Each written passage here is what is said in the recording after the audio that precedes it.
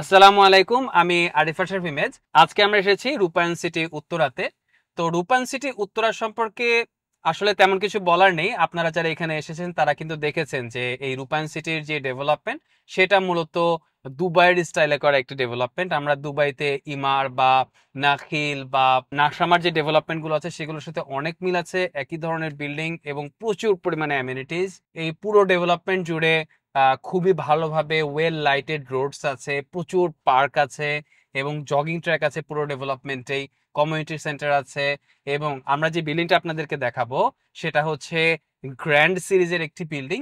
এই বিল্ডিং এর লেভেল 6 এর একটি অ্যাপার্টমেন্ট, 3 বেডরুমের অ্যাপার্টমেন্ট।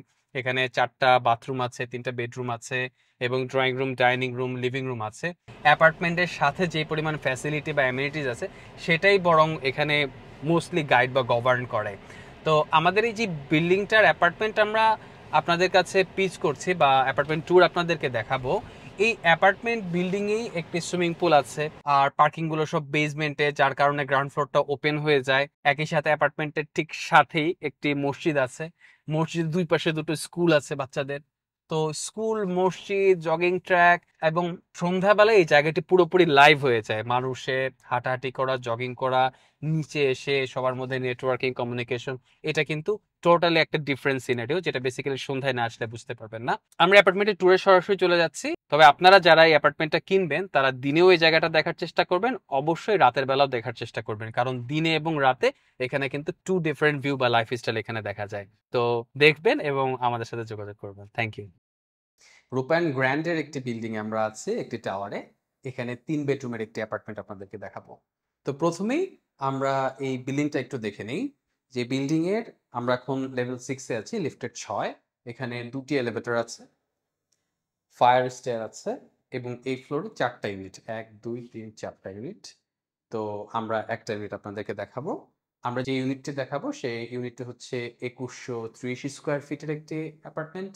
এখানে 3টা বেডরুম আছে, 3টা বাথরুম আছে, একটি কমন, 2টি অ্যাটাচড এবং বাসার হেল্পিং হ্যান্ডের জন্য একটি ছোট বেডরুম আছে এবং একটি বাথরুম আছে। অ্যাপার্টমেন্টটি নর্থ ফেসিং, একটি বেডরুম সাউথও পাচ্ছে এবং ওয়েস্ট পাচ্ছে। রূপায়ণের এই প্রজেক্টে আপনি যখন কোনো একটি অ্যাপার্টমেন্ট কিনবেন তখন কিন্তু আপনি মূলত শুধু একটি অ্যাপার্টমেন্ট কিনবেন না, আপনি কিনবেন মূলত একটি লাইফস্টাইল। আমরা যদি শুধুমাত্র এই বিল্ডিংটি বলি, এই অ্যাপার্টমেন্ট বিল্ডিং এ লাউঞ্জ আছে, রিসেপশন আছে, জিম আছে, সুইমিং পুল আছে। এখানে আমাদের অ্যাপার্টমেন্টের সাথেই মসজিদ আছে এবং মসজিদের সাথে একটি স্কুলও আছে। So it's a complete package. এবং দুবাইতে যে ধরনের ডেভেলপমেন্ট গুলো ইমার বা দামাক করে, এই ধরনের একটা ফুল প্যাকেজ আপনারা পাবেন। পুরো হাউজিং এ বা পুরো ডেভেলপমেন্টেই আপনারা খুবই চমৎকার রোড, লাইটিং, জগিং ট্র্যাক এবং আরো অসংখ্য অ্যামিনিটিস, ফ্যাসিলিটিস আছে। তো আপনারা রূপায়ণের প্রজেক্ট নিয়ে আপনারা ইউটিউবে সার্চ দিলে অনেক ডিটেলস পাবেন। তো এই ডিটেলস আমি যাচ্ছি না, আমি স্পেসিফিক্যালি এই অ্যাপার্টমেন্টটি দেখাচ্ছি। অ্যাপার্টমেন্টের এন্ট্রি থেকে আমরা ট্যুরটা শুরু করছি।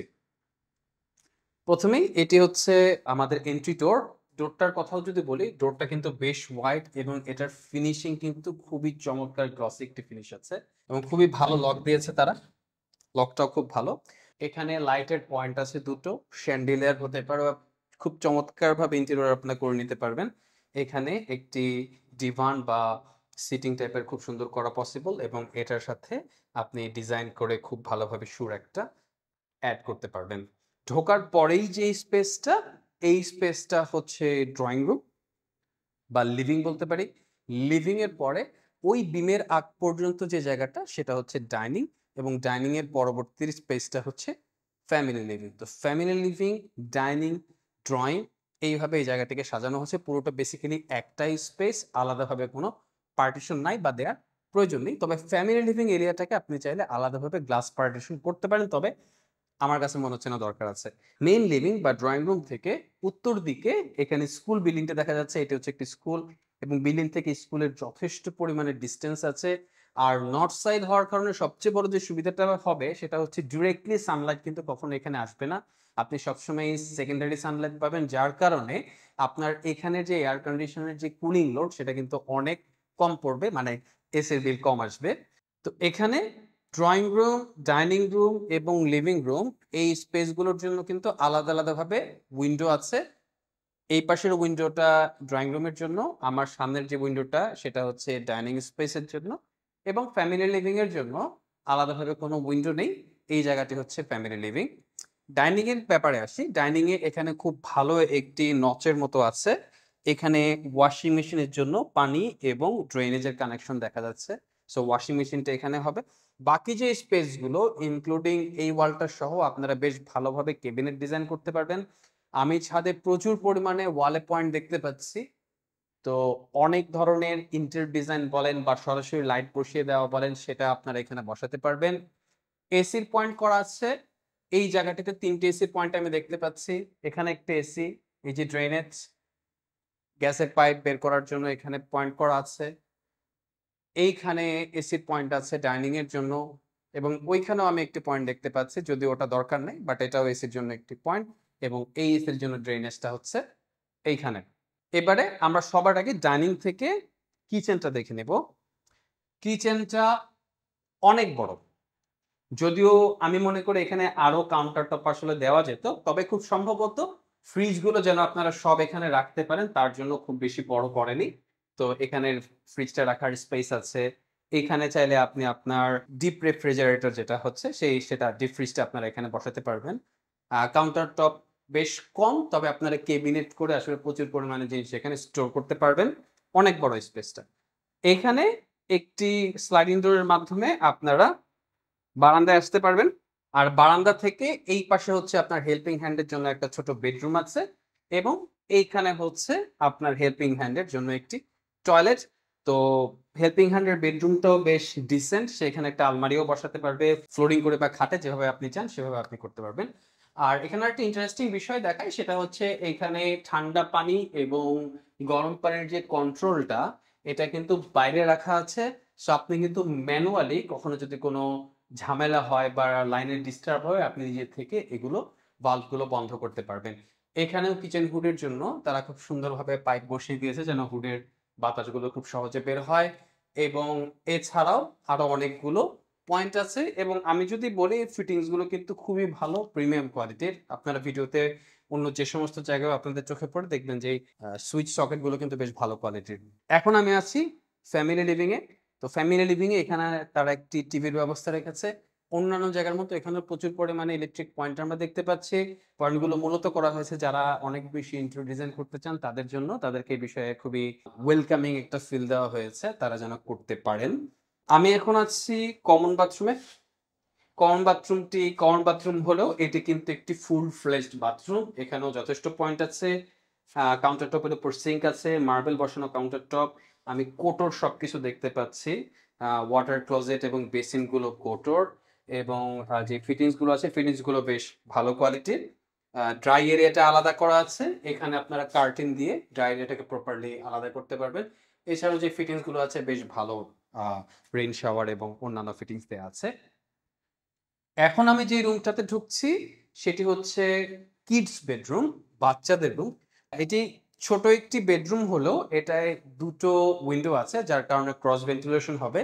আমার হাতের ডান দিকটা মূলত সাউথ এবং এই দিকটা হচ্ছে ওয়েস্ট বা পশ্চিম দিক। বারান্দাটা খুবই সুন্দর। আর এখানে যে খাটটা বসানো হবে, খাটের হেডবোর্ডটা খুব সম্ভবত ডিজাইন করা হয়েছে এদিকে, বাট চাইলে এদিকেও খাটের হেডবোর্ড বসানো যাবে। আমরা দেখতে পাচ্ছি যথেষ্ট পরিমাণে স্পেস আছে। এখানেও এসি পয়েন্ট এবং এসি ড্রেনেজের জন্য পয়েন্ট করা আছে, যথেষ্ট পরিমাণে ইলেকট্রিক পয়েন্ট। এবারে বারান্দাটা দেখি।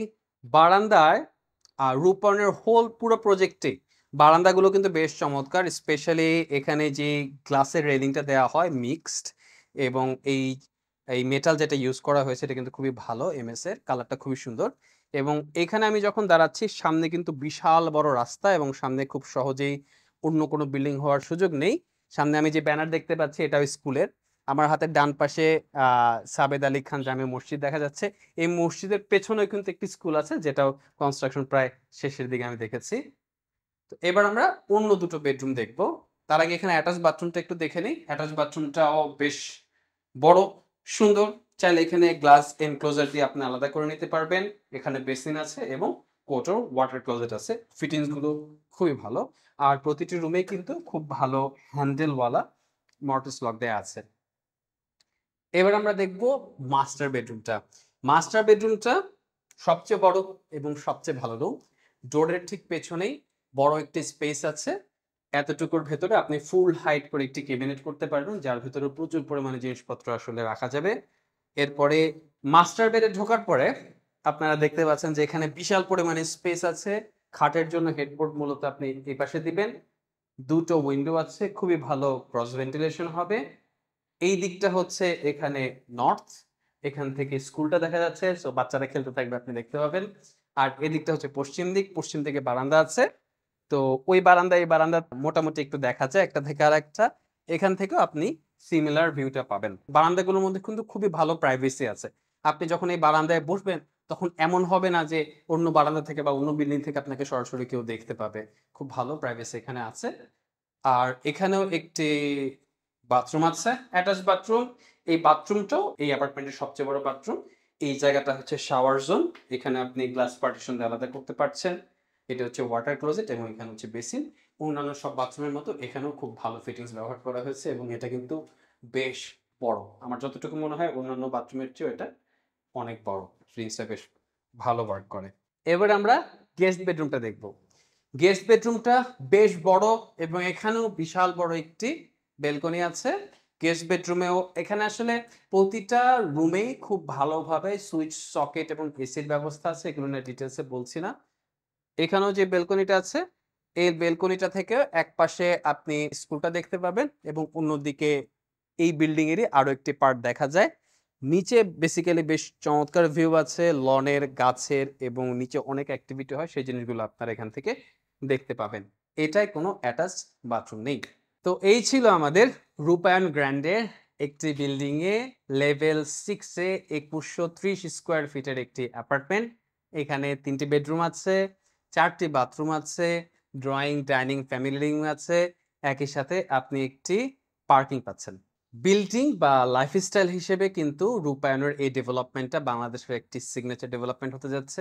এই অ্যাপার্টমেন্টটি কিনলে আপনারা এই বিল্ডিং এর সাথে এবং এই হোল ডেভেলপমেন্টের সাথে আরো প্রচুর অ্যামেনিটিস আছে, যেগুলো আপনারা এখান থেকে অ্যাচিভ করতে পারবেন। এই অ্যাপার্টমেন্টটি যদি আপনাদের পছন্দ হয়ে থাকে বা এটি সম্পর্কে আরো ডিটেলস ইনফরমেশন জানতে চান, স্পেশালি আপনি যদি ভিজিট করতে চান, তাহলে নিচের দেওয়া ফোন নম্বরে কল করে আপনার ভিজিটটি নিশ্চিত করুন। আর এই ধরনের আরো ফ্ল্যাটের ভিডিও বা ল্যান্ডের ভিডিও আপনারা যদি দেখতে চান, তাহলে আমাদের চ্যানেলটি বা ফেসবুক পেজটি সাবস্ক্রাইব করুন।